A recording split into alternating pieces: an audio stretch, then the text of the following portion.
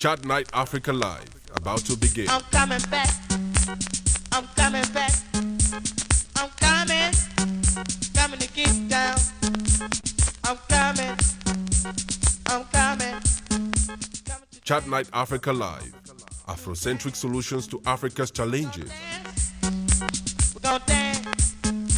We're gonna get down. Showcasing Africa's touristic luxuriance. We're gonna party. Party hardy. We're gonna boogie. The other story of Africa. And when we jam, it's out of sight. This song right here. Chat Night Africa Live, about to begin. I'm ready. I'm coming. I'm coming back. I'm coming back. I'm coming. Coming to get down. We're gonna get down. We're gonna get down. We're gonna dance. We're gonna dance. We're gonna dance. Chat Night I'm Africa coming. Live, about to begin. Coming to get down. We're gonna dance. We're gonna dance. I'm ready. I'm coming. I'm dancing. I'm dancing. We're gonna dance. We're gonna dance. And now, Chat Night Africa Live with Divine Chamoko.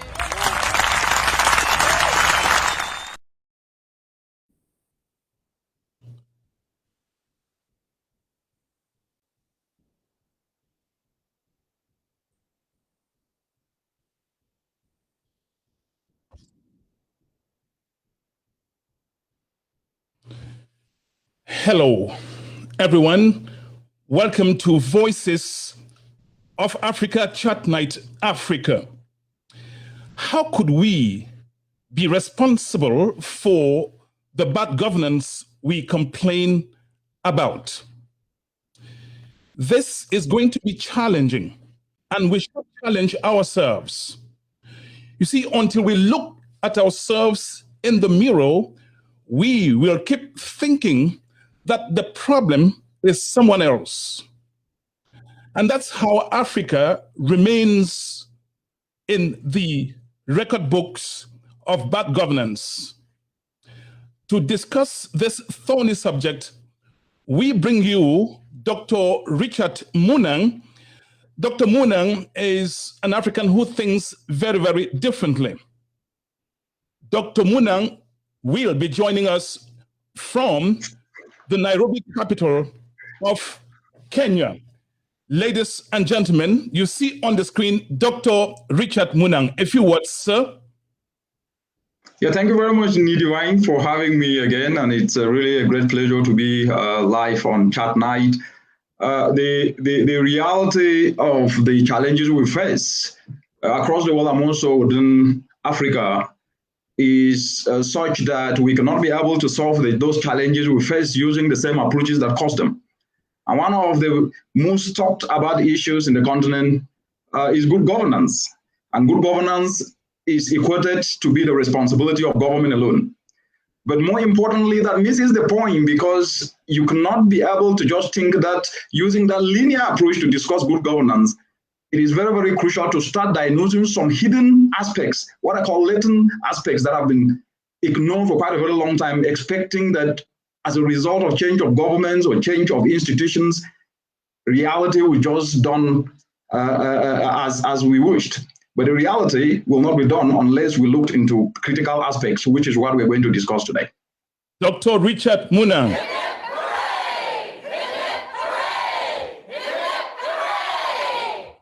Ladies and gentlemen, as I told you earlier in the week, we have a co-host. He is Professor of Journalism and Political Science in Atlanta, Georgia. Join me now in welcoming, going forward, the co-hosts at this Pan-African platform, Professor Ben Bongan.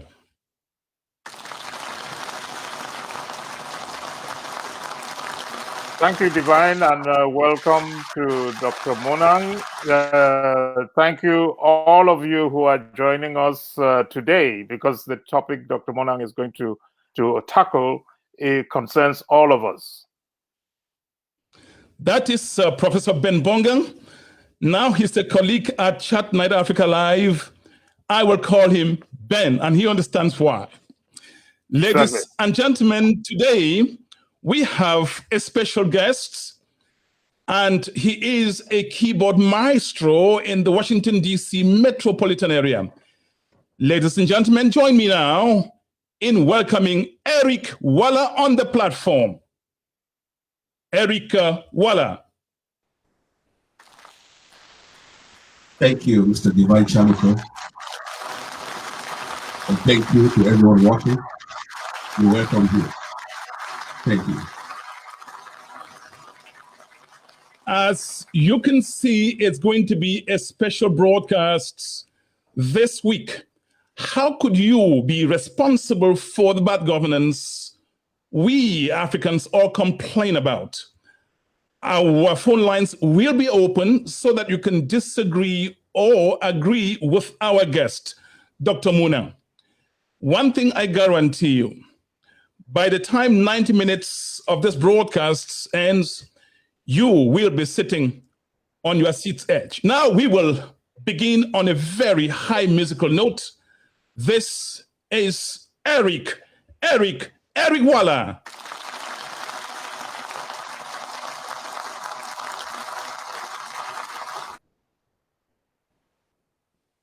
Right.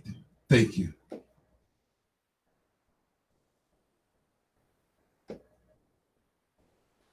Can you hear the sound?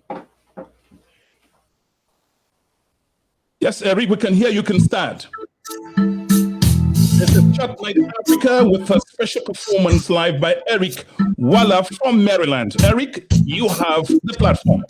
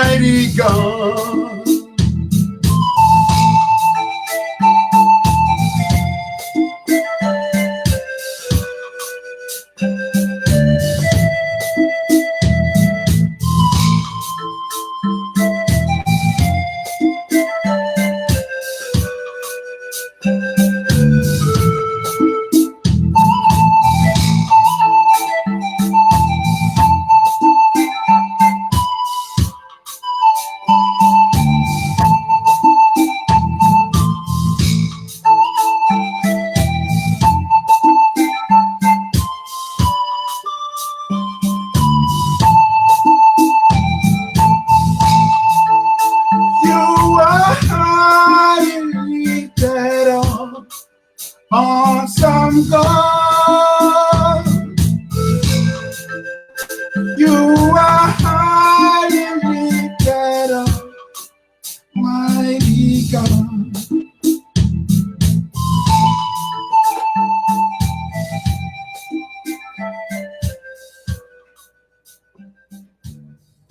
Okay, thank you, Mr. Eric Walla. Tell us in 1 minute who you are, what you do. Eric Yes, Walla is Eric? my name. Yes. Eric Walla is my name. I'm a Cameroonian from the village of Balinyonga, married to my beautiful wife with 4 kids, a musician, a full-time musician. I do teach music. I do record music. Here's my studio. I do performances for your wake, birthdays, and stuff. Beautiful. Yeah. We will have 2 reggae songs back to back, and then we'll bring on our guest and the co-host, Ben Bongang. Ben Bongang is the co-host at Chat Night Africa, the Pan-African platform, and of course, we'll have Dr. Richard Munang. Over to you one more time, Eric Walla.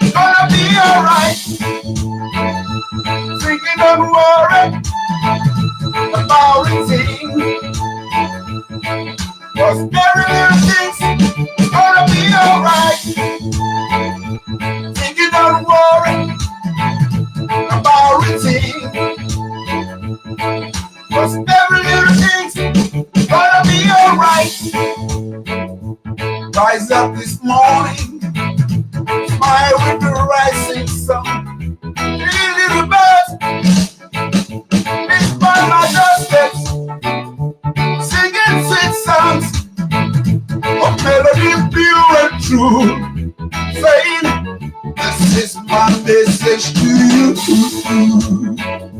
Singing on water about everything. 'Cause every little thing's gonna be alright. Singing on water about everything. 'Cause every little thing's gonna be alright. Rise up this morning, smile with the rising sun.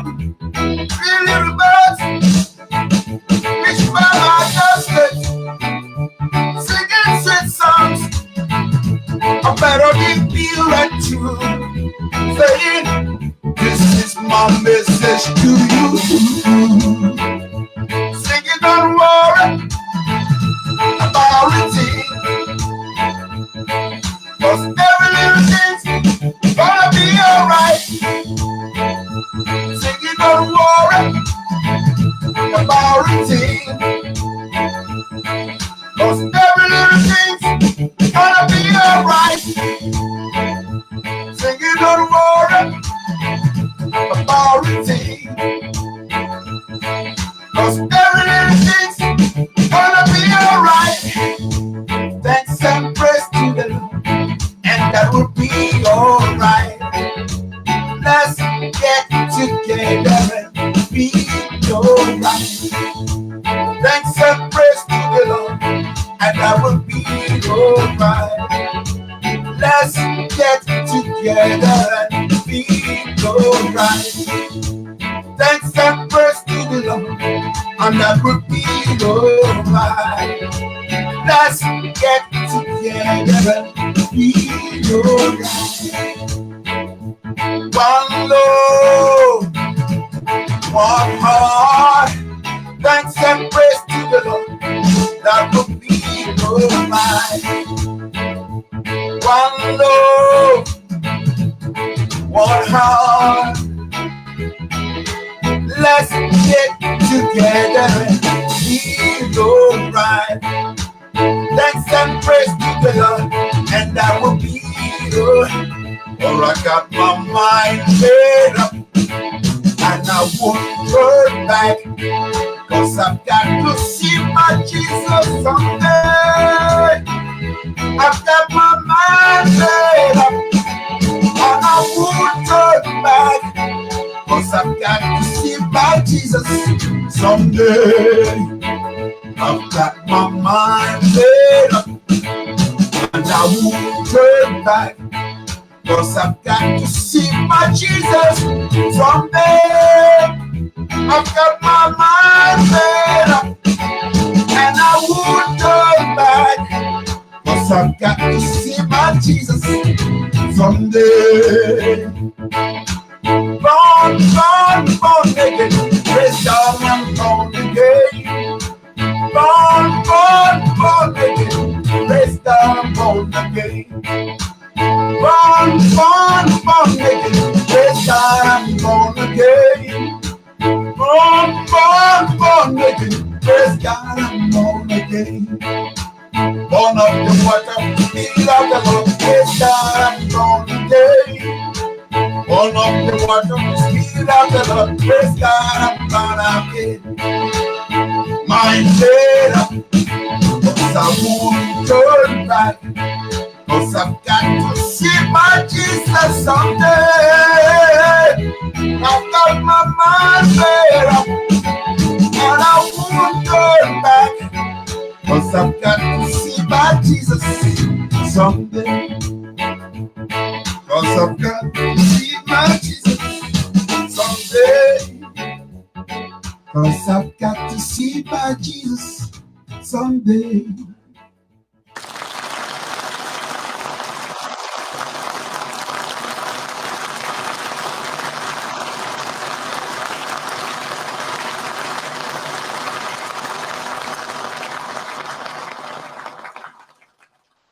My goodness. Thank you so much, Eriwala. You have a last word. We needed this thermostat of yours in the house because the discussion is going to be combustible. I can assure everyone. We are talking about the bad governance across Africa and whether we, in a way, do not play a part. And I'm sure that many people are going to be very surprised when they hear this. Well, wait until the co-host, who is a professor of journalism and political science, and our guest today on the show, Dr. Richard Munang, when they come on the platform, you will get to understand what I mean by a show that's nothing short of a firecracker. Eric Walla, you have your last word, please. Well, to me personally, before I go, the well-being of Africa doesn't depend on the presidents alone. We all have to play a part. And that's why, musically, if it praises God, if it worships God, I'm going to play it. If it's going to make somebody question what they are doing and try to do better and be a plus and a blessing to this world, then I'm going to play the music. If the music is going to destroy somebody and make them, do some dirty stuff and go backward, I'm not going to play it. So we got to look in the mirror and ask, what is our contribution? Because the problem might be us also. Thank you.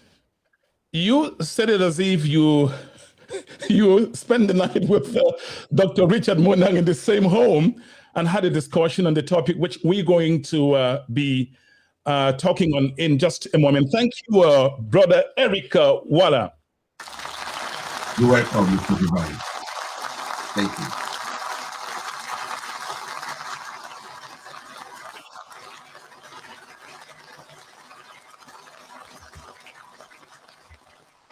Ladies and gentlemen, join me now in welcoming our guests.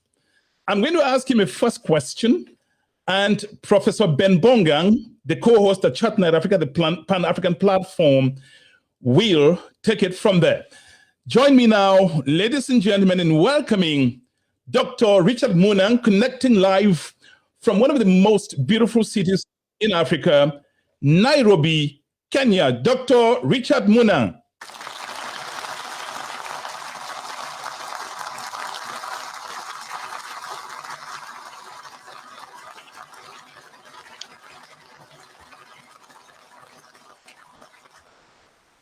Beautiful. Dr. Richard Munang, thank you for coming back on the platform. Thank you for having me, Ni. That's the reason why we keep bringing you back. You see, when you dip your finger in a jar of honey, you don't do it once. Interesting. By the time the show ends, it'll feel like you were saying, well, if you live in a glass house, don't throw stones. But it's much more than that. Dr. Richard Munang, my question, the opening question to you, sir, is when you talk to Africans about bad governance, or you eavesdrop on their conversations, fingers are pointed to those in power as being responsible for Africa's woes. Dr. Munang, why are you right in saying that's really not the case, and why they're wrong when they say that's the start, the root of the problem? Thank you, Nidivine, for that question, and thanks again for bringing me back to the show. The reality is this African proverb put it in perspective, that a flea might trouble a lion more than a lion can trouble a flea. What this tells us is that we ignore certain things which at the end of the day becomes actually the most consequential things that we could have actually been focusing on. When you look at the entire African continent today, we have been conditioned, and I use the word condition intentionally, and I'll explain this as we move ahead. We've been conditioned to think that everything about governance is the responsibility of government. That is a false narrative. And that false narrative has perpetuated over decades and even over centuries. What is the point? The point is simple. A wrong thesis have been formulated around good governance. Rather than looking at what governance actually means, governance is pretty much just about decisions and actions that work for or against people. And governance is actually carried out by people themselves. It's not, and these people come from the very society in which we live in. That then means that the key aspect of governance is people. And if the people attitudes are flawed, then the decisions or the actions they take will also be flawed. And that's the thesis in which we need to premise this. And when you look at that, then you ask the question then, should we be talking about governance around institutions alone, or around 5 years or 7 years election cycles alone? No. We shouldn't look at it from that perspective. We therefore need to look at governance from two perspectives, which is more realistic. And I'm not talking about academic exercise. It's not an academic exercise, it's a reality. Governance have two aspects, which is the soft aspect and the hard aspect. And the soft aspect is our minds. In this case, the people's attitudes have actually been not just the Achilles, but what has sunk Africa. Bad attitudes equals bad actions. And if we don't change our attitudes, regardless of how we do elections, regardless of the best institutions we have, whether it is the best judiciary, the very people in the society will get to those places with the same attitudes and will end up with what we have been seeing, if not even worse. Well, it's time I bring on the platform after those very provocative, I would even say thought-provoking lines you just emitted. It's time I bring on the platform the co-host, Professor Ben Bonga. Join me in welcoming Dr. Ben Bonga. Thank you very much, Divine. Thank you very much. And Dr. Munang, before I ask the question, I must first acknowledge the tremendous response we are getting to Eric Waller's music. And it is fitting that Eric was talking about the role of musicians in politics. And we can remember musicians across the continent. You know, Bobby Wine in Uganda is facing problems. Fela Kuti played music and talked to politicians and challenged politicians, but he also challenged citizens, which is exactly what you are talking about. So in what ways are the attitudes of citizens going to specifically bring about a change in how we look at governance? If you could give some specific examples to that, we will start seeing where this idea of the soft aspects that you talk about come in. Thank you very much, Prof.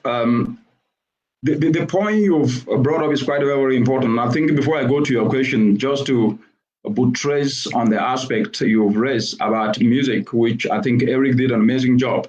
And he used his talent to pass a message, not just a message of hope, but a message that can actually inspire others to know that they are worth living, not just worth living, but worth also serving. And that is the soft power that each and every one of us can leverage. We can leverage on our skills to be able to pass a message, or we can leverage on our skills to inspire one another to usher his or herself to action. We can leverage on our skills to motivate one another to build on what he or she have got. That said, when you look at the African continent today, the mainstream narrative is that governance equals government responsibility. To an extent, true, but that's not enough. Because the mainstream narrative have been perfected that way. What has resulted is that we, the citizens, sometimes sit full our arms and wait for government to legislate, wait for government to implement, and wait for government to monitor progress and report back. It doesn't work that way anywhere. The role of the citizens, the citizenry have not been defined. And that responsibility that each and everyone should be able to be part of the development process have not been enshrined in ourselves. And I say so because you get what you deserve. You get what you deserve. What do I mean by this? When you look at the context of Africa, and I just want to put this in perspective so that at least the answer to your question can be understood by our viewers within the context of Africa. You get what you deserve. When you just look, even from a biblical perspective, you reap what you sow. When you look at the continent today, we complain and we blame everyone but ourselves. I would rather blame Professor Bongang than take responsibility and say, oh, I could have done it this way. We've perfected blame game to be an asset, but there's no asset anywhere in any stock exchange market in the world that is called blame game. We've perfected complaining to be an asset, but there is nowhere in the world where complaining is an asset. But when you look at the results that these have produced in the continent, they are just as the results we knew 50 years ago, the results we knew 10 years ago, and even the results we knew yesterday. So what is the point? The point is that the citizenry responsibility becomes very important. And this is what I call soft, because the attitude, if you just take the attitude of bribery, where you overhear sometimes people saying that your boss doesn't take bribe. I'm just giving an example. Oh, it means it's bad. Where you hear people sometimes abandoning opportunities in which they could have seized to be able to just clear a document to help better a mother's life in a village, saying that someone else could have done it. Where in our homes as we grow up, we are made to think that someone must be able to do something for us, rather than making it to be that if somebody gives you something, it should be in exchange for value. So in a nutshell, we have perfected dependency. And as a result of that, we have not taken responsibility to be part of the solution process, but we've taken the responsibility to be part of the problem and blame game. Yes, Dr. Munang, let us take a hypothetical case. Let us imagine a citizen who is looking at himself or herself as more or less a victim of government, in the sense that they are barely making ends meet, and they look from the bottom where they exist and look at the top, those who are running the show, those who are enjoying the bribe, as you say. What does that poor citizen who can barely subsist do? And what would they do to move themselves ahead when they see the roadblocks that have been set for those of them who are not making decisions? Prof, you know you cannot put the cart in front of the horse. The reality is that if we diagnose only symptoms, no matter what you say to someone who has already made up his mind that someone else have to do it for him or her, that will not really change anything. What is my point? My point is we must go back to the fundamentals. And what are the fundamentals? The fundamentals are that we must start wherever we are to make it very clear to each and everyone that we have a sole responsibility to play our part. This young person you're talking about, somewhere without opportunity, have himself, because the biggest blessing is to be alive. And when you're alive with your skills and talents, if you cannot be able to retool your skills or to start making initiative to do something that can be able to move you forward, even if everything is given to you, nothing will change. And I say this from practical examples that we see. What am I trying to say here? You can only work with what you have. And I say it very realistically that if you do not leverage what you have, you will never get what you need. So when you leverage what you have, you can then make baby steps towards what you have always intended to get. But the attitude as we speak today is that people, first of all, start off by saying that I am poor. Poor in what? You are alive, so you should be grateful. You have your 2 arms and your 2 legs, so you should be grateful. Maybe you have some education. Education is not just about the classrooms or going to have a PhD or a master's. No, you may have studied a skill. So you can then be able to even volunteer your time to learn and perfect your skill, even for free. And as a result of that, you are generating value. You are generating value which can then be exchanged in terms of money. So what is my point? My point is that when you look across the entire African continent today, there is no absence of policies. Actually, Africa, and I've said it in this show many times, Africa is actually sometimes regarded as a cemetery for policy, in a joking way that Africa is a cemetery for policies. The biggest Achilles is lack of implementation. And implementation, the role of government is to provide an enabling environment. And most of these policies are already there. Where did government stop an individual from leveraging, for example, an agricultural policy, which all countries do have what is called climate-smart agricultural policy, to start intervening in the agro-value chain or developing solutions like simple solar dryers to reverse post-harvest losses, to make that our mothers in the villages, whether it is in Jinquin or it is in Bali or anywhere across Cameroon or Nigeria or Kenya here, where were we stopped to do that? We have continuously taken the easy part, which is complaining, rather than taking the part where effort is supposed to be put. And even where you put effort, it is equated to struggle, which is one of the biggest misnomers that I've never ever understood till today. Yes, Doc, thanks very much. Divine will be coming in to pursue this corruption that you hinted at. And Divine will be looking at the corruption of those in power and how we can apply your thinking to that. Divine. Thank you, Dr. Ben Bongang. You talk about corruption again. When you talk about corruption across the African continent, if basically write an essay on corruption, take the name Cameroon off, put Nigeria, it reads the same. Remove Nigeria and put Mozambique, same. It's like a recitation or a wind, same velocity that's blowing across Africa. How are you going to convince that person who is suffering in the pangs of poverty because of corruption at high-level places that he is part of the problem? Where do the people who are corrupt come from? Don't they come from our very own societies?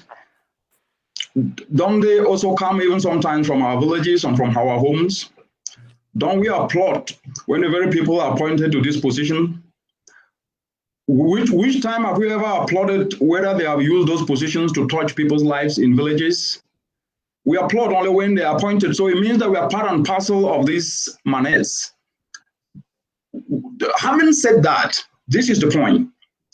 The fact is that corruption is costing the entire African continent each and every year over $80 billion US. But the reality is that you cannot be able to slay this dragon called corruption using the same approaches that cause this manners. What is the point? Simple.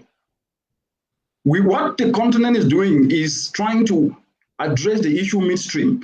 So if you have a river and you want to stop the river, You come midstream with your buckets and you're trying to carry water and throw it away. Can you stop the river? No, it will even cause more damage.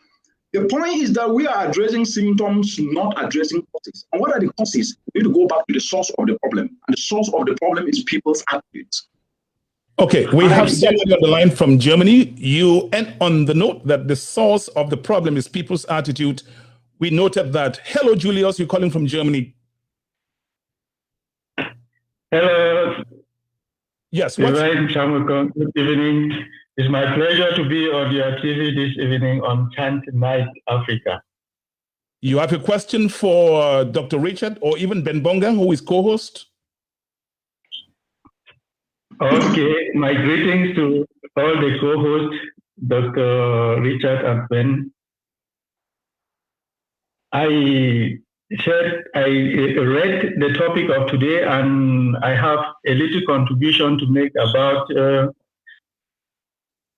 society in Africa and the leaders, the governance, and the people in governance and the citizens too. Yes, we're listening to you. What's your question? Good. Yeah, I don't actually have a question, but a short contribution to what I think make the citizens or the people of Africa responsible for the bad governance in our continent, most especially in our country, Cameroon. There are about 4 things I have to put. We have too much respect. We too much respect our leaders or those in power. That respect makes us to feel inferior and to think that we do not have anything to contribute or we must listen to them. All what they say is like a gospel. And at one moment, the people at the leadership position have also made it in a way that their subordinate must respect them to the fullest. You look in Africa, you will hear they call somebody Dr. This, they will call Professor this, Mr. This. But in Europe and America, especially in Germany where I am, you will not hear people at work call their boss Dr. This, Professor that. They call directly your name. Your name is like you are called Divine Chamukong, they will call you Chamukong or Divine. You will not hear any me there, you will not hear Mr. there. So that makes people live in equality. When you call your boss with his name directly, he calls you with your name. You don't see that disparity, you don't see that subordinate, you don't see that high position there. You see everybody equal, and you can share your thought without fear. You can share your thought without being inferior. You see, so because we think that we are too inferior to our leaders, we leave them just to rule, just to say what they want to say without anybody to correct them or to guide them, because we are even afraid to guide them. We think that they have the gospel, that what they are saying, nobody can modify it. I was surprised in a meeting, in a church meeting, a pastor said, no, this decision is coming from the hierarchy and nobody can say anything about it. I said, can we not correct the hierarchy? Can we not tell the hierarchy what you are doing is wrong or it's not correct? So we just have to accept because it's coming from the hierarchy. It is too much a problem with us. We too give them respect and they enjoy the respect, they enjoy power, and they don't want to leave it again. How do you expect somebody that they respect him so much turn out to be the one to respect others? But if we look ourselves the same, our leaders understand that they are human beings too like us, and we become like in a flat surface, like in the same ranking. Okay. Every opinion, then we will have a change to make in our society. Point gotten, sir. And would you please go to point number 2? Yeah, and the next one is the corruption that is in our society, in our African society and in Africa in general. The corruption there is being pushed ahead by us, the citizens. by us, the people, forcing the people in leadership to be corrupt. We have made it such a way that everything for us must be possible. If it is not possible, we'll pay money and make it possible. If you write an exam and you think that you will not pass, you go and pay money. If you write an exam and you fail, you stay in your house and you rewrite again. Nobody in any office will come to your house to say, come and pay money, let me make you pass. But at times too, the people in leadership, they accept. If they accept the money, it encourages the citizens to always go and pay the money. So, and it makes them they enjoy this money that they give them. You will see somebody who's less than 500 euros per month, living like somebody who is earning 5,000 euros. And you ask yourself, where is this surplus coming from? From the bribery, from those people in the city, the citizens who are suffering, getting their money to go and pay bribes to have this or to have that. A simple thing like a simple driving license in Cameroon. Somebody can obtain a driver's license in Cameroon without touching the steering of the car. Are we not doing that to endanger our own self more than even those in leadership? Point. You will sit in your house, you buy a driver's license, and then you go to the street to drive. And when a car burns like what is burning every day, we complain. Although, I can say, although 70% of the problem comes from the governance, the small 30% that we contribute, if we are strict, governance will change. We are the people who change the governance to change themselves. They will never change. Okay, what's the third point, sir? The last point is, which is the third, which is the last, is that one is just to give many thanks to Chan Night and the Chan Night Africa TV, that it is a means to communicate to the society, especially to the African society, what should be the best way of life. The best way of life is to not to pay these bribes, not to too much respect hierarchies as if they are God, to be able to tell hierarchies that no, they are wrong, to be able to stand firm on a point and push it ahead. And I think that the Chan Night Africa TV is doing a great job. You are communicating just what Africans should know, because I have been following you on Facebook and watching the TV on Facebook, and all the programs, all those who come there and they talk, I see that if we propagate this message correctly and the masses in Africa, we will make a change. Of world, you will see that Africa is a very rich continent, but the poorest in the whole world. It is funny. It is very funny. Okay. Those that have nothing are making money than those who have.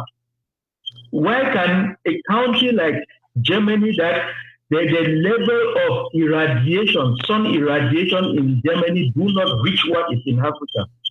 And let me take, for example, like Tunisia, Algeria, Morocco. It doesn't measure it in any means. But the amount of money and the amount of life Germany makes from solar irradiation is 10 times more than what is happening in those parts of African continent. Why? Why do we have all these riches? We cannot exploit it. Because of bad governance. Because we, the citizens, we accept every day what we do is yes, sir, yes, sir, yes, sir. We never think to tell our leaders that, no, you are wrong here. You are wrong, and it is, you must stop, you must change. All we do is yes, sir. One last thing. What I have noticed is all Africans above the age of 50, getting to 60, 60 something, what they want now is not to fix Africa, but to able to read as much as they can read and put it in their pocket, even on the block of their brothers and sisters. Thank you very much for having me on your TV. Thank you for dialing in from Germany. Thank you, sir. Wow, that really challenges all of you. Both of you, you have PhD, both of you. Now, Ben Bonga, I'm going to ask you this question. There's a high chance that if you went back to Cameroon, you could be named, because you qualified for the job, you could be named Minister of Communication or General Manager of Cameroon Radio Television. Would you want your subordinates, people you can just blink and they're fired, would you want them to call you Ben Bonga instead of Professor Ben Bonga? Would you want them to challenge you? Challenge your thinking? Absolutely. There's no problem with that at all, because as our contributor from Germany said, you know, if it is going to give people a sense that we are all human beings and we are on the same level as human beings, and each person can contribute, whether they have several PhDs or not. As Dr. Munang was saying, all of us as citizens can contribute, and we have the hierarchies that we create with titles are the hierarchies that sometimes are in the way of progress. So personally, first, I'm sure I will not be appointed anything at all, because some of those appointments are political in the sense that you have to belong to either the political party or for certain senior positions, and I have nothing against that. And sometimes in the bureaucracies, you are appointing people because of their competence. And with that now, I think, Dr. Munang, if we switch now, because we are at that point where the question is, how do we bring about real change? I'm going to ask you, I'm going to have you question Dr. Munang, but let me ask you this, Dr. Munang. The people who man ministries, ministers, general managers in Africa, the people who run for presidency were once people who studied in the West. It's one of the finest colleges, universities in the West. So what happens when they go back to Africa? Why is it that they get so power drunk? What's going on? And why should anybody believe that if you went to Africa, you wouldn't do the same thing?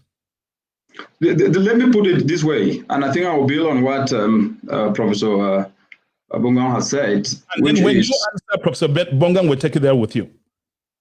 Yes, I'm building on what he's already said, and that's the point. The reality is that positions do not implement. It is passion that implements.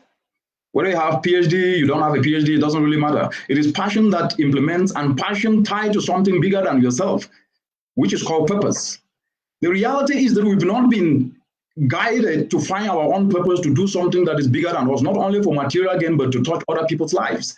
And that has been the missing link. The point is, we cannot solve the same problems we see today. We've heard using the same approaches of blame game, using the same approaches of complaining. If we do not accept responsibility, there is nothing wrong to complain and provide guidance and solutions, but what I think everybody must do wherever he or she is to say, this is what I will do as Dr. Richard Munang, and this is what I will engage with Professor Bongang, with Nii Divine to do together. What am I trying to say? I'm going back to Nii Divine's point on corruption, where we ended when I said that you must stop it at the source. Trying to address it midstream will not change anything. That is a failed strategy. That's a failed strategy, and it will never work. Why am I saying this? Corruption is a consequence of society's attitude. And that consequence of society attitude doesn't start now, it starts back in our homes and back in institutions in which we grow up getting to. For example, when that uncle or that auntie doesn't give something, you hear someone at that very tender age saying, this uncle is wicked, this auntie is wicked. And even when it is given, it is not exchanged for value. It's not given that you need to take these resources and do ABCDs and report back. We are then inculcated to the attitude that we have the right of entitlement. Entitlement equals greed. Entitlement nowhere is anything around selflessness. The second aspect is We are very, very self-centered. What causes corruption is self-centeredness, selfishness. We like to succeed alone, and we want to take away, we like to even take away from those who can benefit. Because let me just make this correction on this show here, with all due respect. Corruption is not just about stealing money. Wherever you are, if you are preventing opportunities for others, you are also corrupt. If you cannot sign off that paper to ensure that a child can be able to have access to an opportunity, you are corrupt. Self-centeredness is corruption. Greed is corruption. Let's get that right, because we have equated corruption only to those in government and for those who are stealing money. No. Self-centeredness is what breeds greed, and greed results in all these things we see. So we must then be able to know that the very people we're talking about, whether we studied in the West or we studied elsewhere, we grew up in that, building that foundation, understanding that foundation that something has to be done for us, dependency mentality. And therefore, that is always there. What do we need to do now? Very simple, to start to move away from this false narrative and ugly truths that have been there for so long, and to start dissecting it without any fear of contradiction. Yes, Dr. Munang, as Divine was saying earlier, and we who are in the diaspora, whether in the African diaspora or Europe or North America, if we return to our countries, the question is what we bring as contribution and how do we implement that. And of course, there are hurdles. But the question I want us to shift to now is the educational component. What would you suggest as a way to prepare citizens to be this new generation of citizens who will feel empowered to contribute to society, whether that education is at the family level or in a formal educational setting? Some ideas you have on that? Yeah, thanks a lot, Prof. I like to connect the dots so that at least I'm not just jumping to answer your question, but also building from the answer that I gave to Nidivine. You do not necessarily need to be in Cameroon to create impact and inspire people in Cameroon. You can inspire that from everywhere you are today. Like the show, Chat Night Africa is being used now to empower not only Cameroon, but empower the entire African continent. That is an impact. That is action. Like Facebook, where people are there every day. Sometimes you see them tearing down one another. People are connected from even villages in communities. That is a place you can inspire one another. So the point is, you must not be on the ground in Cameroon to inspire people to usher themselves to action. That is something that we need to be able to start debunking today. And back to your question on education. Education is not only about formal. It's also informal education. We start from our home. And the question is, how do we then start to inspire at that very young age, right from our homes, so that those young kids in villages can start to develop what I call self-belief? Because the biggest poverty in Africa, sometimes we equate it to the $1.25. To me, I do not really agree with that poverty is just living below $1. There is also what is called, that is material poverty, and that's just one aspect. And to me, that doesn't even constitute 25% of the challenge we face in the African continent today. Emotional poverty is the biggest problem Africa faces today. Lack of self-belief. Always believing that if somebody do not externally validate your idea, then it is not right. That if someone, if Professor Bongang tells me that this is right and someone else do not validate it from elsewhere, I cannot believe that Professor Bongang, what he's saying is right. Emotional poverty is a problem. And now back to formal education. The reality is, you see, Africa's education is a mismatch to reality. That's a fact. We're still dependent on a colonial education. And the fact that it's produced people like you, Professor Bongam, Nidivine, and others across the world is something we should be proud that we are resilient, but doesn't mean that it is fit for purpose? No. Why do I say so? Education in the continent is not much to address the challenges. The classical primary, secondary, high school, university, masters, and PhDs that we get are not geared towards turning challenges to opportunities. Then we come out with those certificates and say, government must give me a job. We are not creating job creators. We are creating job seekers. And when you create job seeker without the requisite skills to turn the challenges, whether it's challenges of post-harvest losses, challenges of ensuring that they can be able to turn waste, to briquettes or to turn waste to apparels that they can sew. And the challenges are many, but also presenting opportunities. When you don't premise your education to be fit for purpose by training people who can come out and create enterprises, then you get what you deserve. So the way moving forward on education is that the educational curriculum needs to be revamped. But not only at the formal level, starting from home, we need to start teaching our kids that they are able to do anything and they can achieve anything they want, but they must self-believe. The second is, okay. The second is, when it comes to the formal education, what we need to understand is that it is not what you study that matters. My first degree was in physics and education, but today I am in the development world. Did I limit myself only to think the physics way? No. The biggest school is in the mind.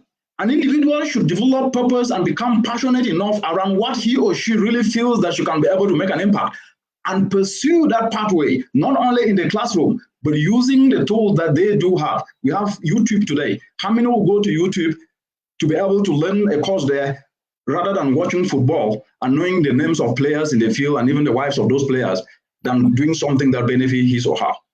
Yes, Dr. Munang, I would like you to address those in power today. Have we lost them completely?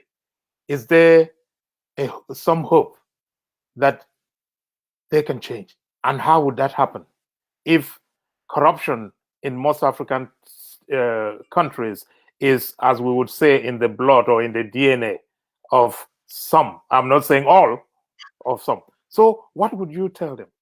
Or we should forget that we've lost them? We need everyone to work together. Those in power alone will not be able to drive transformational development, because the reality is every action or decision taken, which is really what governance is about, is to drive one word: socioeconomics, is to ensure that a mother in a village should put food on the table. They have a role to play. Their role is to either legislate, their role is either to ensure that the implementation process, the enabling environment is there. They alone cannot do it. Am I trying to say that all of them are trying to do that? That's not the point. That's the world. We live in the world as it is. And the world as it should be needs each and every one of us to create. But sometimes what we forget, and these are hard truths I'm talking about here, what we forget is that your action, my action, can inspire these people to be able to start doing right. But sometimes we don't want to do anything. We want to sit there and blame them and create an environment that becomes so toxic rather than playing our own part. Your action is never too small to inspire others. So everybody should play his part, not only depending on blaming others that they are not doing it. How did they go there? When they went there, who were those who were clapping? Divine? This is Chat Night. I reckon I told you that the show today is going to be flammable, and I guess you are realizing it from the content, from the responses, from the questions, and so on. The question somebody sends me here by text is, how do you start by dismantling this culture of personality cult? I think he's referencing the caller from Germany. The moment somebody becomes something in political leadership, he becomes untouchable. He becomes, even if you're a friend in the quarter, in the neighborhood, he just thinks that you're no longer at this level. And so you cannot ask him questions. You cannot hold him responsible or accountable. How do you begin in Africa to dismantle this culture of building personality cults? Need Divine, I will go back to what I said and I'll elaborate on that. The reality is, as we're speaking today, there was a research which was conducted by a university, very renowned university in Kenya here, East Africa, called Agrarian University. And this research was actually about youth views on how they can be able to move forward and grow their careers and become better. But the survey showed that these youth don't really care about the process. They want to be part of the product. Why am I bringing this? I'm bringing this up because we are talking about elitism here, as if there is a generation that is better than another. We are part and parcel of the same mess. And the reality is, you cannot, I have said this here, you do not fight existing realities. You will not win. What you do is you develop alternative models that makes existing realities obsolete. What does it mean? Does it mean that everybody have that bad attitude of self-centeredness? No. You start to work with the willing.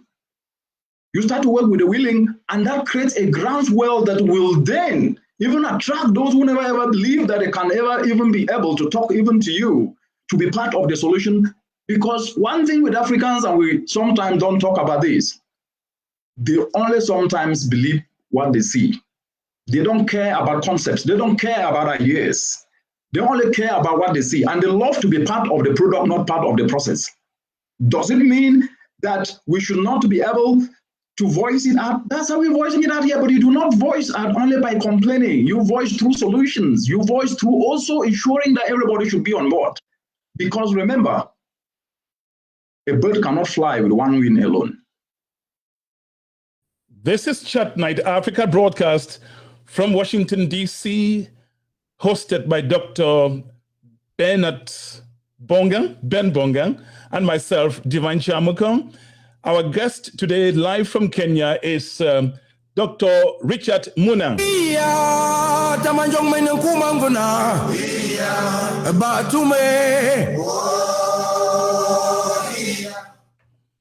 Another question, and you can now follow this broadcast live on our website, www.chatnightafrica.net. Chatnightafrica.net. You don't have to be on Facebook or YouTube to follow this broadcast. It's going on live on our website, www.chatnightafrica.net. A question that just came to me by text. You can call into the program or send me a text, and I will get through. I'll get you through to the platform, 240-603-7367. Let me repeat that, 240-603-7367. Question that just got to me by text. Dr. Richard Munang, this person is actually being very prosecutorial to you.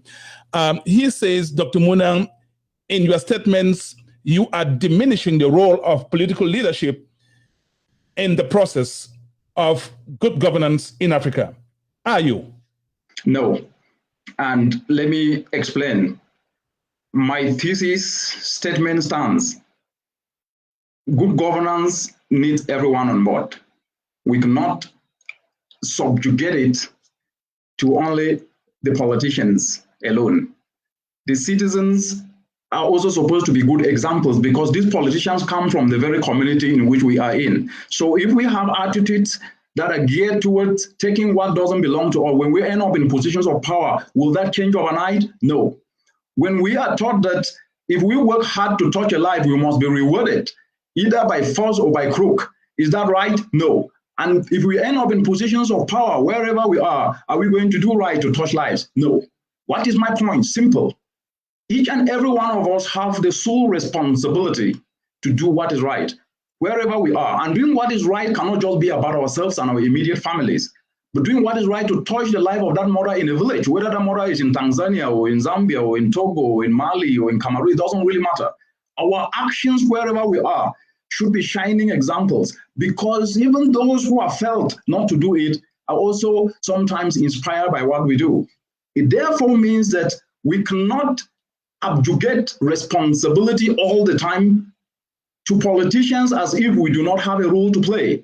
Remember, development and good governance is to ensure socioeconomic for all, and that responsibility rests on everyone's shoulder, including you and me.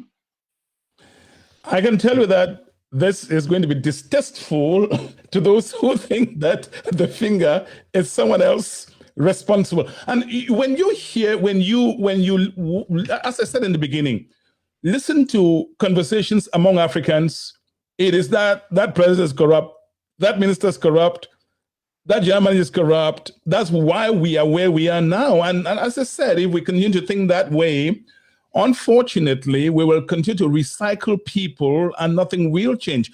Question to you, Dr. Munang, and I'm taking my cue from where my co-host, Dr. Bonga, left off. He talked about the education, the kind of education we received.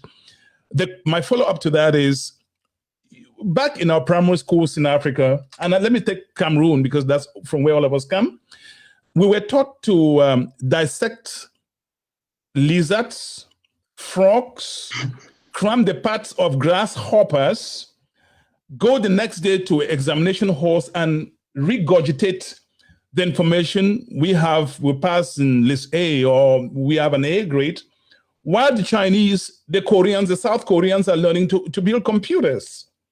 Now, could that be part of the problem? And how are citizens responsible for this? Nidivine, you've touched an aspect which I'm happy you've touched that. In the early 60s, when many African countries were achieving independence, South Korea was a country not only facing economic crisis, but South Korea was at that time also faced with acute hunger. And many African countries did contribute and loan them. I know one that loaned them $10,000, which was later paid back. But what's the point? Fast forward to today, South Korea economy is 15 times combined more than all the 54 African countries. How did South Korea do it? We know the Samsung phones, the Samsung TVs, as you said. I know where I'm heading to answer your question. South Korea did it very simply. If you do not leverage on your strengths, and if you focus on your weaknesses, you will never go anywhere. If you leverage on your strengths, you will be able to make impact. And your strength is the quality of your people.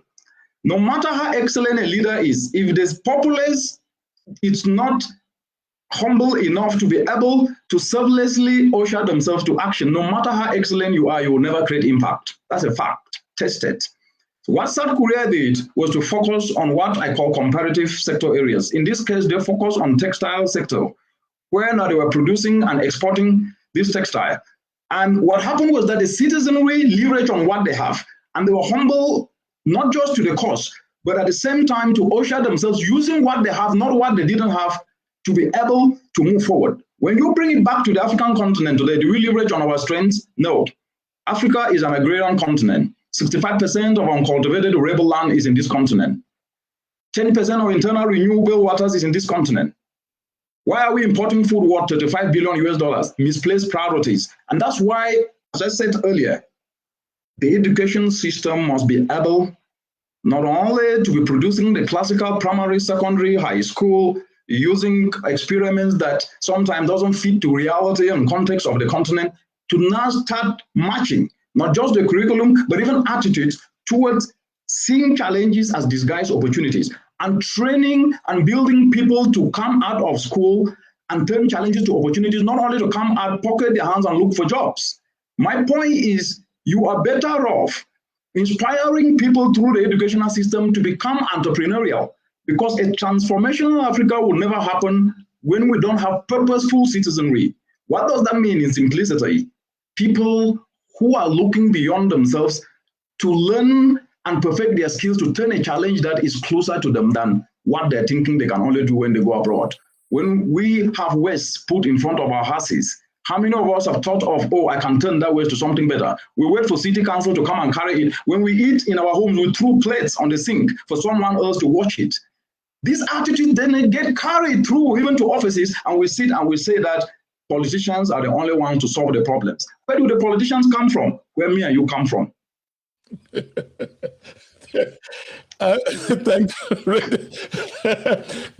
Thank you, Richard. Somebody says, Divine to start tearing down these walls of personality calls. I just got that text. Begin to call Ben Bonga, and Richard. Honestly, this is a beautiful, and the guy whose name is in the screen, Roger, this is a multi-talented, a truckload of talents.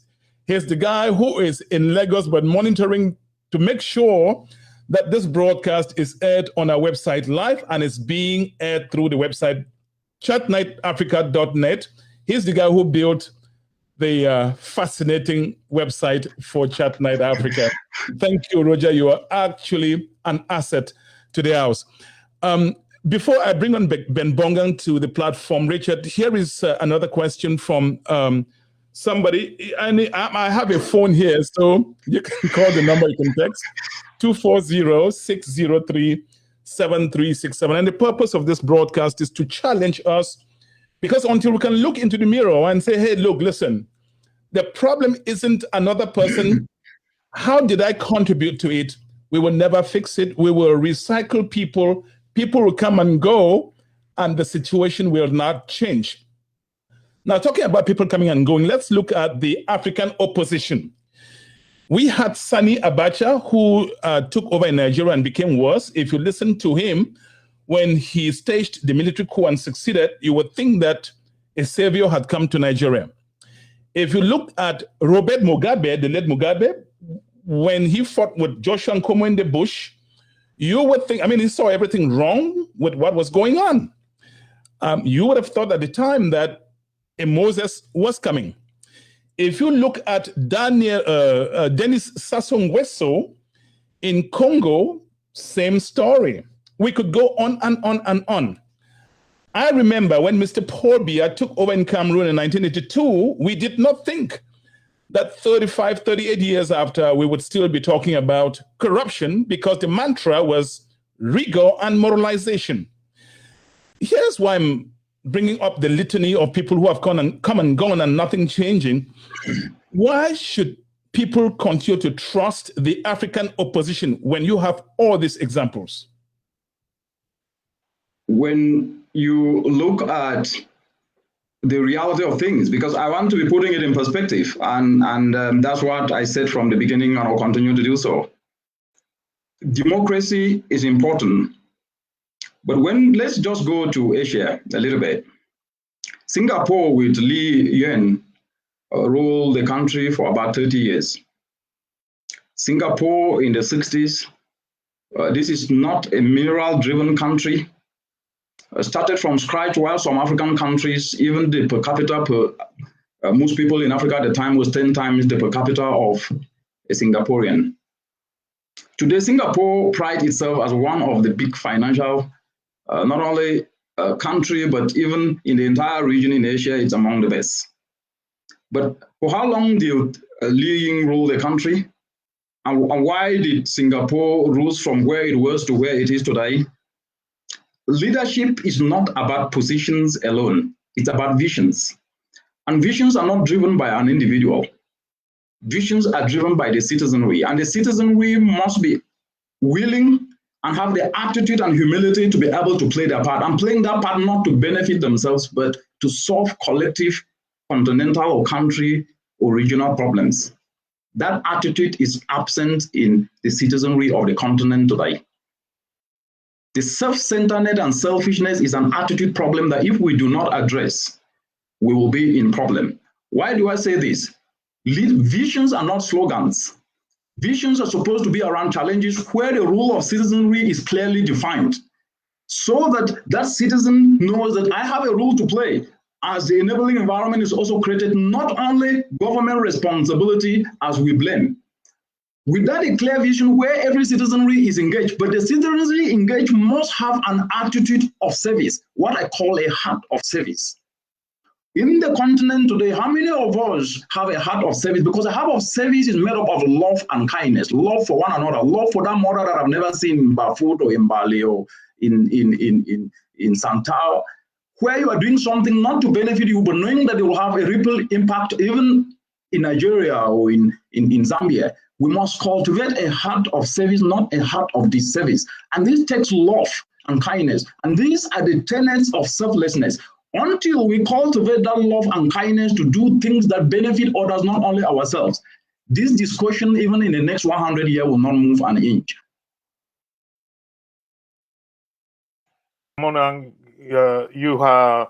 you've mentioned South Korea, you've mentioned Singapore, those countries that speeded up their development, and we can measure the development by the things they produce and the per capita of their people that has shot up in a relatively short time. Is there any place on the African continent that is doing anything close to what Singapore or South Korea did that would be where we look for as examples? Or are we all suffering, corruption has made it impossible to see a light anywhere. Thank you very much, Prof. The reality is that the Africa of today is not the Africa of the 1960s. And I've said this here many times, if we do not appreciate progress, we can never make meaningful progress.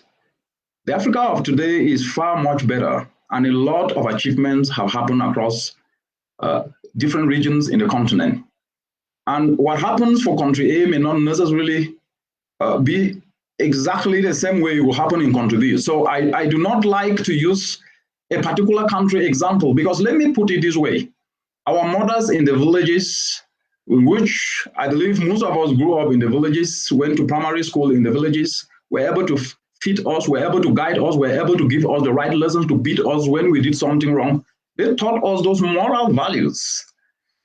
Are those not excellent examples? The chief in the village could give instructions that every weekend we have to go cleaning. We have to dig roads. That was governance.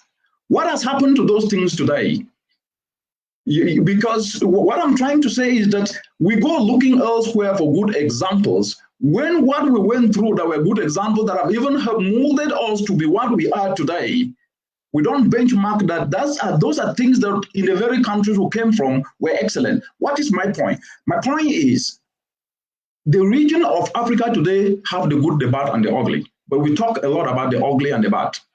But without knowing that if we do not build on the good, we will not move forward. And one of the good is that the youth of the continent are not only rising up, they are rising up with solutions and tools that are not communicated to the world. And sometimes we do not even appreciate what we do in the continent, except embracing what comes from elsewhere, or except it is validated externally. And that's why I use the word emotional poverty, lack of self-belief.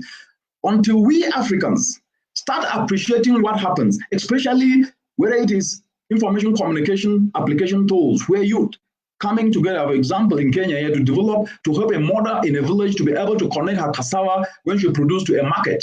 Or it is in West Africa, where young people have come together in Nigeria and Togo and Ghana, devising local machines to turn waste to briquettes. My point is, excellent things are happening in the continent, but Africans do not communicate and frame their narratives to project using the soft power they have, but they project problems. And let's go push that a little further and think about the political infrastructure that most of the countries keep erecting and then modifying and changing the constitutions and regime types.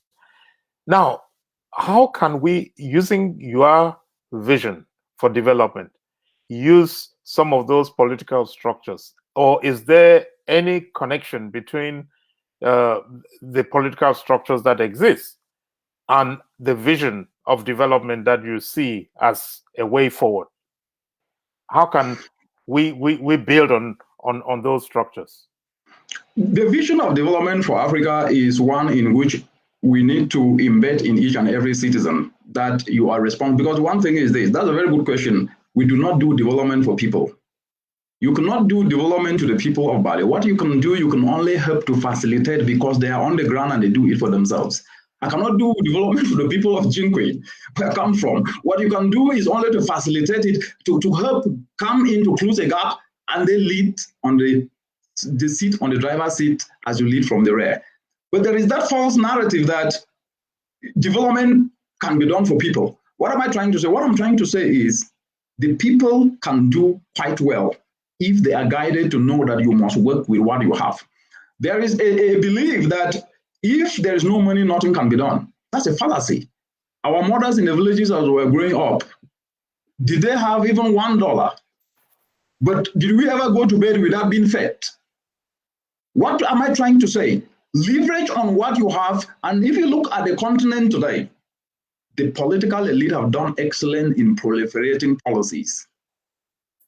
But the citizenry have not leveraged on those policies to drive entrepreneurial transformation. They want government to legislate, they want government to implement. And I've always asked this, what is so special about us Africans as compared to Asians or Latin Americans? The Bible and the scripture said it. God is no respecter of persons. We're given the same chance. We should seize the opportunity and use and leverage what we have. There is nothing wrong to complain about an issue, but there is something wrong to complain without acting to prove that there is a way in which it can be done to touch a life in a positive way, not in a negative way. And that attitude is the problem.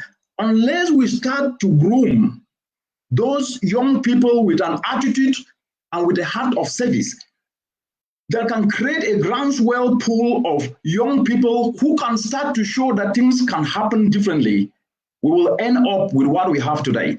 And so the answer to your question is grand action that help inform transformational development will inspire politicians. Ideas and concepts are not necessarily always palatable to the elite, but actions that is proven actually attracts them to be part of it, and sometimes they support it. Since you are placed in a vintage position and travel probably the continent and see the differences, as you said earlier, it is difficult to compare all the countries because each one is distinct. Yet, when you travel around the continent, it's quite surprising the differences in terms of infrastructure. I was in Ghana a couple of years ago, and I was impressed by the road network.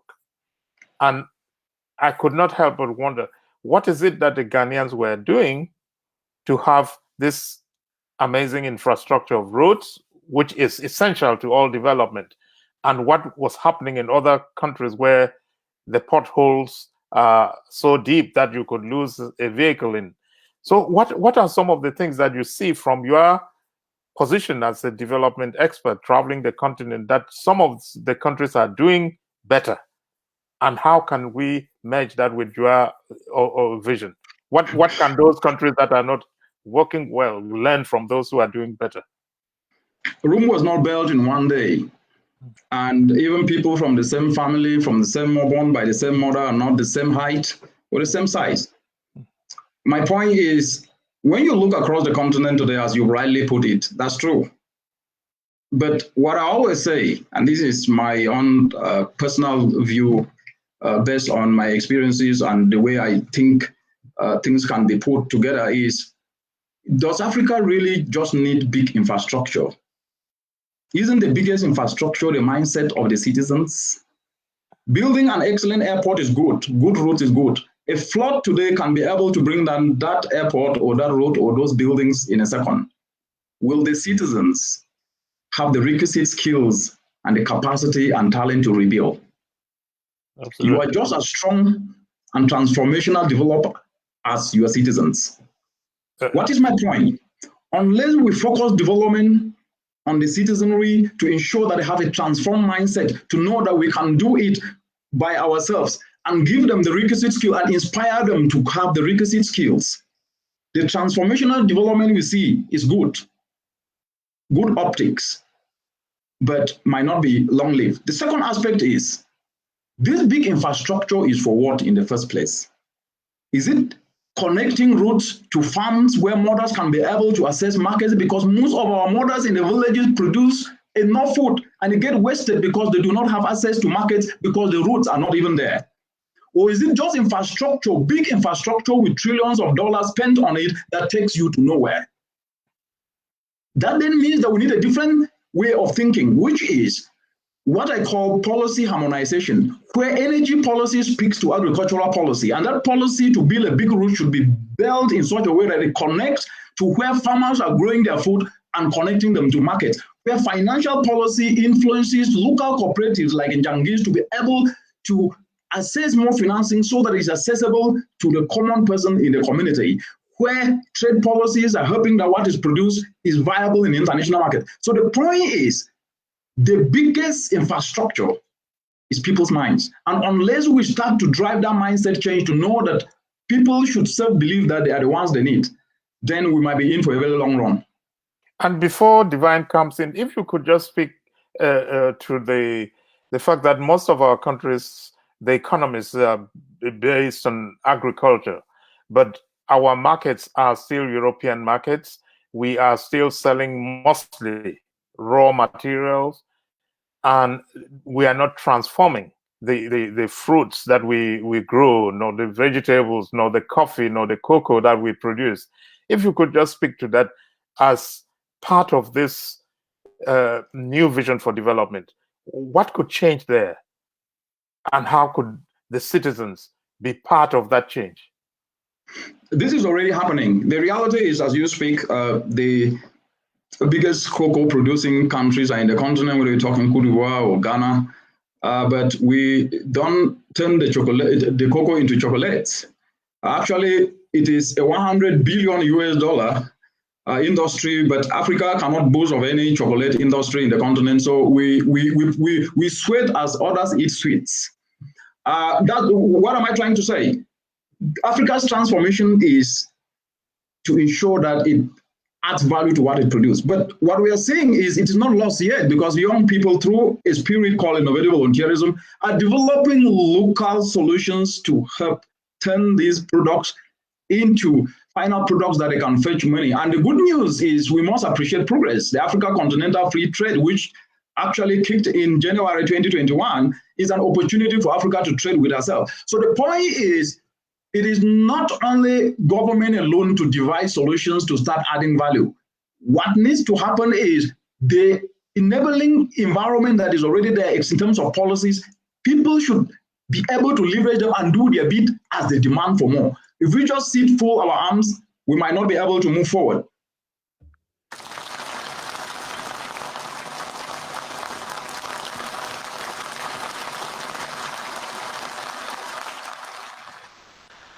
Dr. Richard Munang, or Richard, as somebody recommended. We're going to touch a little bit on the sensitive people who are Christians, some evangelical Christians are watching this broadcast, pastors, bishops, priests are watching this broadcast, or the replay. Some people attribute the problems of Africa, the bad governance of Africa, all the things we talk about, we denounce, complain, to the proliferation of prophets and churches. To what extent do you disagree or agree? You see, the reality is that when Jesus turned water into wine, he asked that water be put into that jar. He didn't put the water into the jar. He asked that water be put into that jar. So someone needed to do something. And that was turned into wine. What is the point? No pain, no gain. We cannot sit without making effort and expect miracles to happen. The biggest miracle you are waiting for is yourself. You have the brains, you have your two hands, you have the intellect. It is up to you to act. As you pray for wisdom and compassion, you cannot sit and pray for electricity when the continent is having 365 days of sunshine. Instead of ushering and inspiring young people to devise solutions to tap the 365 days of sunshine to provide electricity in the village, we are praying for what God has already given us. We cannot sit and say that we want jobs for our youth when we cannot inspire them to use their talents to then be able to turn their skills to something that they can use to add value and turn a challenge into an opportunity. My point is, prayers alone without action, and that is biblical, prayers alone without action is not enough. In James chapter 2, verse 17, faith without works, you know the rest. Richard, you know what? It's hard to take you by surprise with any question. When I asked you that question, I wasn't sure when to answer it. That's why we bring you here. And wherever you are on the African continent, if you know somebody who thinks because you see, you know what? We're not going to change Africa by recycling people with the same mindset. And I keep saying this over and over and over. It will take people who think differently, whose mindset is different, to make the difference that we want to see. That might have to begin with what you can do where you are and with what you have. The other question that I just got from a text is, I've listened to, and we're going to wrap this up shortly. I've listened to a lot of your videos. I mean, and that's how I got to knowing you. And then we became great friends and just doing stuff together. I appreciate you. You're not a fan of projects. There's so many projects, NGOs in Africa, and you're saying that's even where the corrupt mindset begins. How so? I wish this could have been another topic for another day. The point is very simple.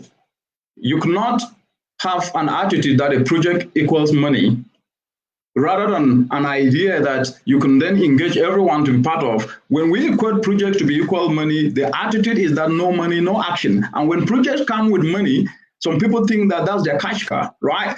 So my point is, if you have a wrong input, you have a wrong output.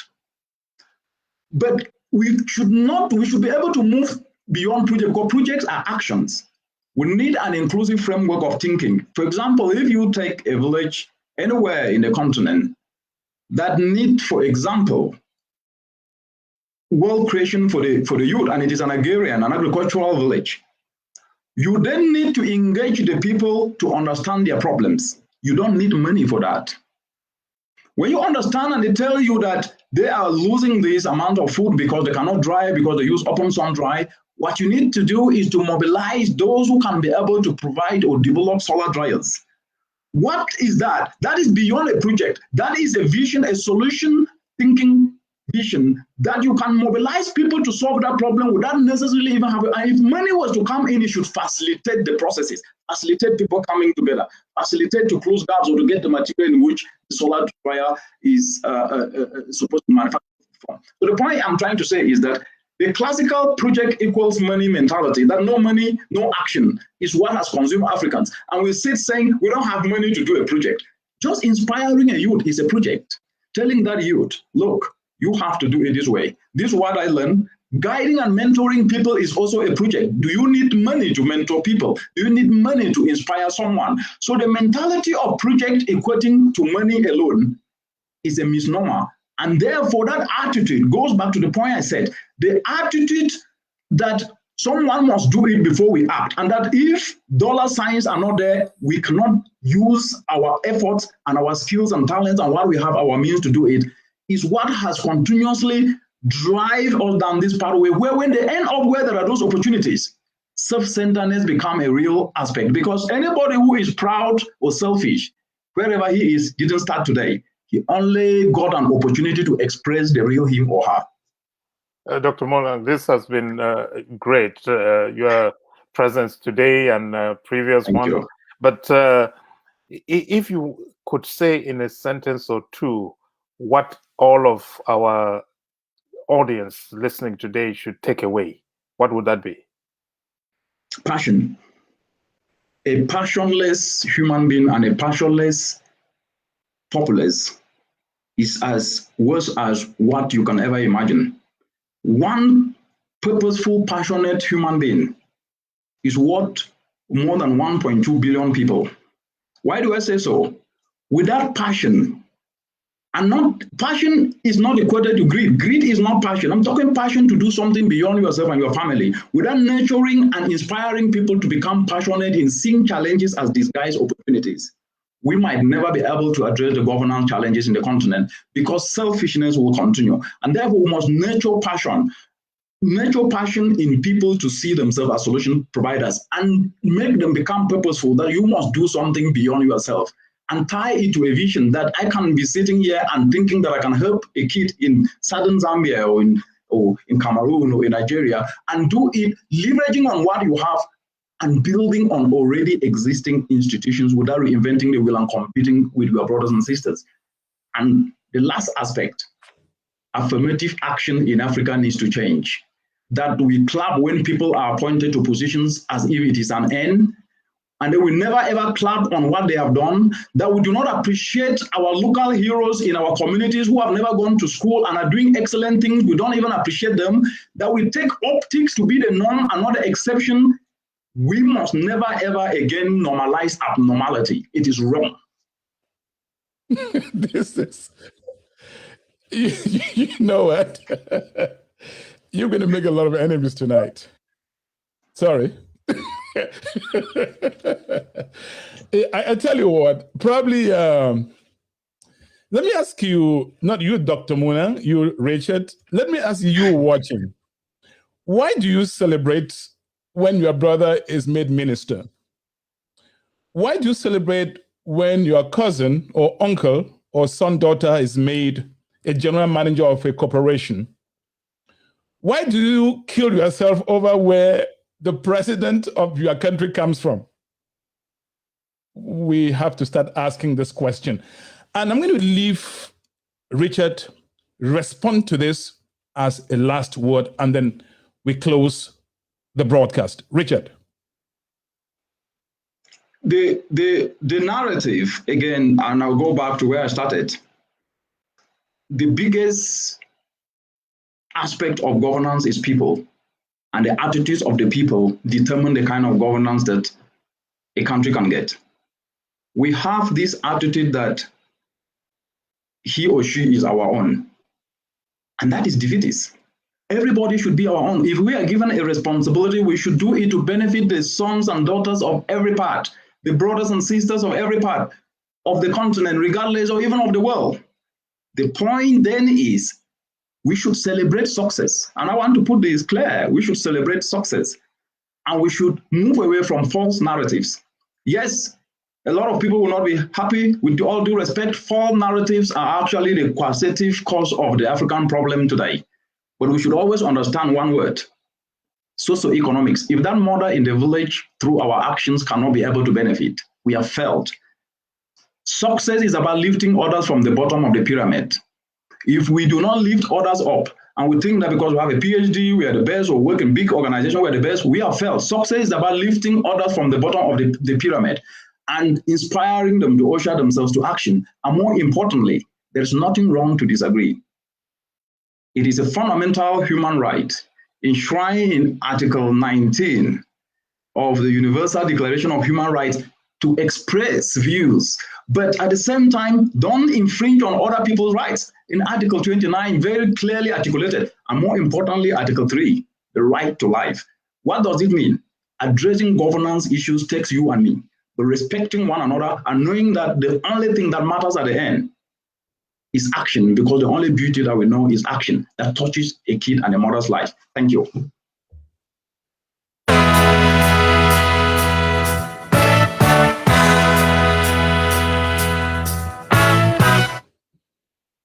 That's how we wrap up this cyclonic broadcast.